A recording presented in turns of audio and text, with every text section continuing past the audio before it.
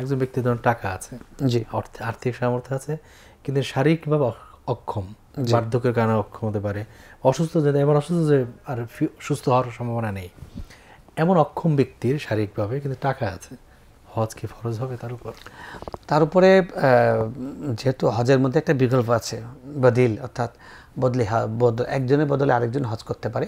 তিনি যেটা করবেন যে তার আসলে উচিত ছিল সুস্থ থাকতে হজটা করা, তিনি তো করেননি, আলসেমি করে। আমাদের দেশে যেটা হয়, তার যেটা উচিত হবে যে তিনি একজনকে হজে পাঠাবেন, অপেক্ষা করবেন যে সুস্থ হওয়ার সম্ভাবনা আছে কিনা। যখন দেখবেন যে সুস্থ হওয়ার সম্ভাবনা নাই, তাহলে তিনি তার হজটা করার জন্য একজনকে পাঠাবেন। আর যদি এরকম হয় যে তিনি করতে পারেনি, তার আগেই মারা যাচ্ছেন, মানে বদলি হজ করার আগে মারা যাচ্ছে, তাহলে ওসিয়ত করবেন তিনি যে আমার পক্ষ থেকে আমার ফরজ হজটা যেন করে দেয়। আর যদি ওসিয়ত করতে নাও পারেন, তাও তাদের ওয়ারিসদের উচিত হবে যে বাবার ফরজ হজটা আদায় করে দেওয়া।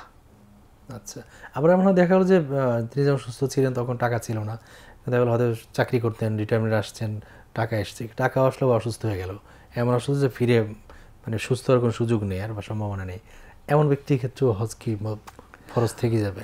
হজ ফরজ হওয়ার জন্য তো দুটো সত্য, একটা আর্থিক, একটা শারীরিক। তো তার তো আর্থিক সঙ্গতি আছে, সেই হিসেবে তার ফরজ হয়ে যাবে।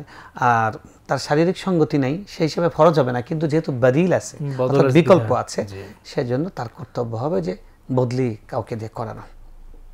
আচ্ছা, এখন দেখো একজন ব্যক্তি, এমন একজন ব্যক্তি বদলি হজ করেছেন যিনি আগে হজ করেননি, উত্তম। যিনি করেছেন তাকে দিয়ে করানোটাই উত্তম। আচ্ছা, যদি কেউ করে ফেলে এরকম বদলি হজ করে জানতেন না, জি, তার জন্য এখন কি কোনো কাফারা বা কিছু একটা দিতে হবে কিনা?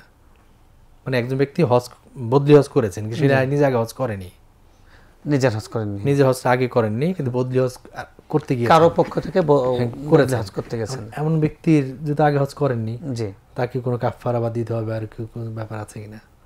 না, কাফারা নাই, এটা মানে হাদিসের নির্দেশনার খেলাফ হয়েছে, কিন্তু বদলি হজ হয়ে যাবে, বদলি হজটা হয়ে যাবে আর কি।